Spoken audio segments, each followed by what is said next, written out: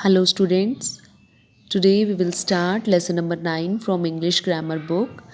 In this chapter we will study about verbs finite and non-finite. Okay, so let us first understand what is finite and non-finite verbs. Verbs can be finite और non-finite. Verbs जो होती हैं उनको हम finite कर सकते हैं और non-finite कर सकते हैं. How? A finite verb is in a sentence indicates the tense and changes according to the number of the subjects. Finite verb जो होती है सेंटेंस में वो टेंस को इंडिकेट करती है, टेंस के बारे में बताती है and changes according to the number of the subject. और सब्जेक्ट कितने हैं सेंटेंस के अंदर उसके अकॉर्डिंगली चेंज हो जाती है.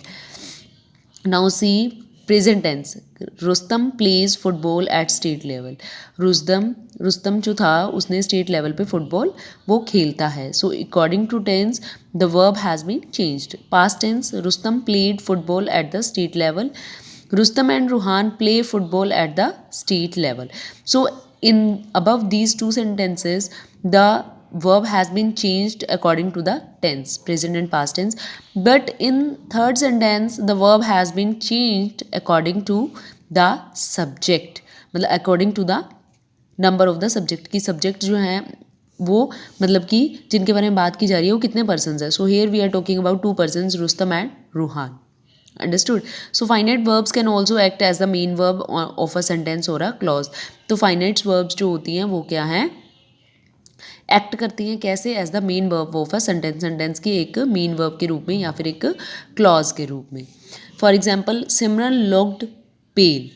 Sia lives in Germany. So here the verbs are changing according to the sentence, according to the tense. Sorry, tense के accordingly यहाँ पे verb जो हमारी change हो रही है. The verbs that do not act as the main verb, जिसमें verb main verb के रूप में एक्ट नहीं करती है, that is non finite verbs. और जिसमें they act as nouns, adjective और एडवर्ब्स, वो एज अ एडजेक्टिव, नाउन और एडवर्ब वर्क करती हैं. They do not change with tense और नंबर्स. ये नंबर्स और टेंस के अकॉर्डिंगली चेंज नहीं होती हैं. Examples are sailing is my favourite sports. Sailing जो है वो मेरी फेवरेट स्पोर्ट है.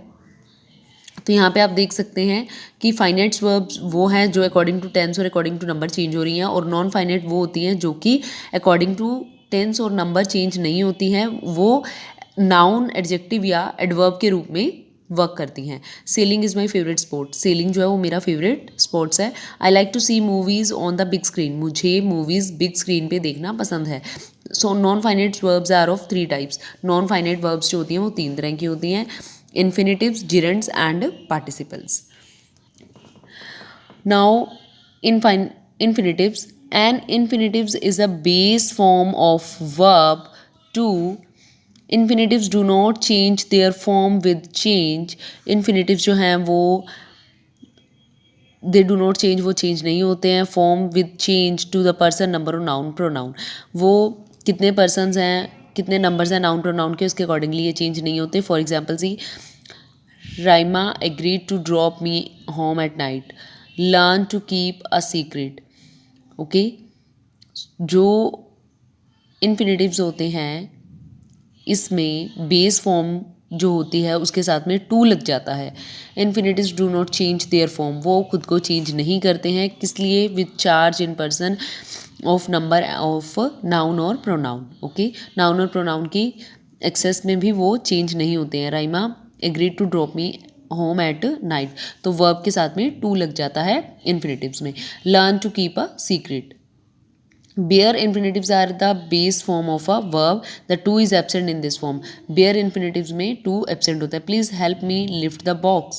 She made them read the articles thrice. Okay, these are the bare infinitives. Now gerunds. Gerunds are that form of a verb which ends in ing, जिसमें कि gerunds are that forms of verb. ये form की वो verb होती है which ends in ing, जिसके last में ing लगा होता है.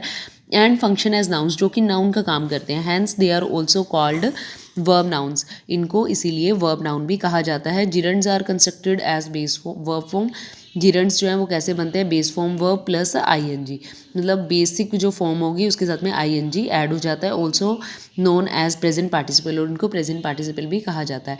जैसे इन्फिनेटिव्स में वर्ब के साथ में टू लग जाता है, वैसे जिरंड्स में वर्ब के साथ में आईएनजी लग जाता है, और वो क्या है, वो नाउन बन जाता है. Leo stopped playing tennis after the accident. Leo ने एक्सीडेंट के बाद में टेनिस खेलना बंद कर दिया. Stopped playing, playing, okay. So play के साथ में आईएनजी, वर्ब के साथ में आईएनजी लग गया. Preeti started preparing slides for the presentation. Preeti ने स्लाइड्स, प्रेजेंटेशन के लिए स्लाइड्स बनानी शुरू कर दी. Now gerunds can be the subject, object और कॉम्प्लीमेंट ऑफ अ वर्ब और ऑब्जेक्ट ऑफ अ प्रेपोजिशन. तो जो जिरंड्स होते हैं वो क्या हो सकते हैं, सब्जेक्ट, ऑब्जेक्ट और कॉम्प्लीमेंट ऑफ अ वर्ब और object of a preposition. Gerund as a subject, अगर इसको एज अ सब्जेक्ट लें तो लर्निंग, लर्निंग मीन सीखना, is important to achieve success in life. Gerund as object, I dislike writing lengthy essays, मुझे lengthy essays लिखना पसंद नहीं है. तो यहाँ पे ये एज अ सब्जेक्ट काम कर रहा है, यहाँ पे as a object. Gerund as subject complement, my favourite pastime is watching comedy movies. मेरा फेवरेट पास टाइम क्या है, कॉमेडी मूवीज़ देखना. Gerund as a object of preposition. Tina will contact you after arriving in Paris. So here it is working as a object of preposition. Now participle. Participle use ing and or ed as suffix depending on whether they are depicting past or present. It is used as an adjective that modifies the noun. They are of the three types. तो participles जो होते हैं उनके last में ing और ed जो है वो ऐड हो जाता है, सफिक्स लग जाते हैं, और वो डिपेंड करता है वेदर दे आर डिपिक्टिंग, मतलब कि बात जो पास्ट में है या प्रेजेंट में है. It is used as an adjective, इनको एज एडजेक्टिव यूज़ किया जाता है जो कि नाउन को मॉडिफाई करते हैं. ये तीन तरह के होते हैं, present participle, past participle and perfect participle. So first of all let us understand what is present participle. Present participle, that twinkling star is much brighter than the rest. Twinkling star, तो हम we are particularly pointing out the twinkling star की, जो twinkling star जो सबसे ज़्यादा चमक रहा है वो सबसे ज़्यादा ब्राइट है rather then in comparison of other stars. दूसरे स्टार्स के कंपैरेटिवली ये वाला स्टार जो है वो बहुत ज़्यादा ट्विंकलिंग है. हिज ब्लीडिंग नी नीडिड अ बैंडेज, मतलब पर्टिकुलरली हमने मेंशन किया है नी, कौन सा नी, ब्लीडिंग नी. तो जो नाउन के बारे में और भी ज़्यादा बता रहा है, तो यहाँ पे ये एज अ एडजेक्टिव वर्क कर रहा है. Next is past participle. They found the stolen jewels in the garden. उनको जो स्टोलन, चुराया हुआ ज्वेल था वो कहाँ मिला, गार्डन में. He had a list of solve problems, उसके पास एक लिस्ट है किसकी, सॉल्व प्रॉब्लम्स की. A participle is generally used to join an introductory statement to of the principal statement. See the example. I saw Rini. Rini was waiting for her friend. Rini अपनी friend का wait कर रही थी. I found Rini waiting for her friend. मैंने Rini को अपनी friend का wait करते हुए देखा.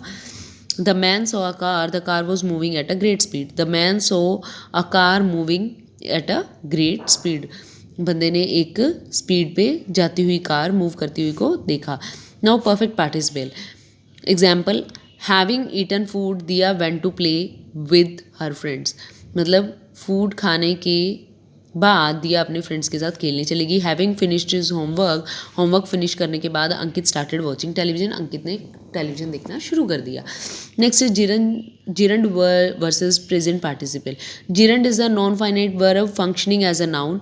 जिरंड क्या है, एक नॉन फाइनाइट वर्ब है जो कि एज अ नाउन वर्क करती है. वेयर इज प्रेजेंट पार्टिसिपल, जबकि जो प्रेजेंट पार्टिसिपल है वो एक नॉन फाइनाइट वर्ब है. That functions as an adjective and a verb, जो कि एज एडजेक्टिव और एज अ वर्ब काम करता है. See the gerund, as a gerund it is working. Jogging is good exercise. Jogging ing लग गया, beginning में यूज़ हो रहा है. As a subject it is noun.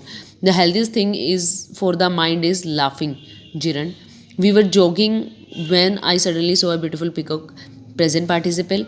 The laughing baby entertained, present participle again. Everyone in the house. Jogging in the park, I tripped over a stone, it is also here present participle. Okay, तो gerund क्या होते हैं, it's a non finite verb जो कि as a noun work करता है, जबकि present participle एक नॉन फाइनाइट वर्ब है that function as an adjective, जो एक एडजेक्टिव और वर्ब के रूप में काम करता है. जिरंड एज अ नाउन काम करता है और present participle as a adjective और एज अ वर्ब वर्क करता है. Okay, hope you have understood. Now solve the worksheet of this chapter yourself. Okay, thank you.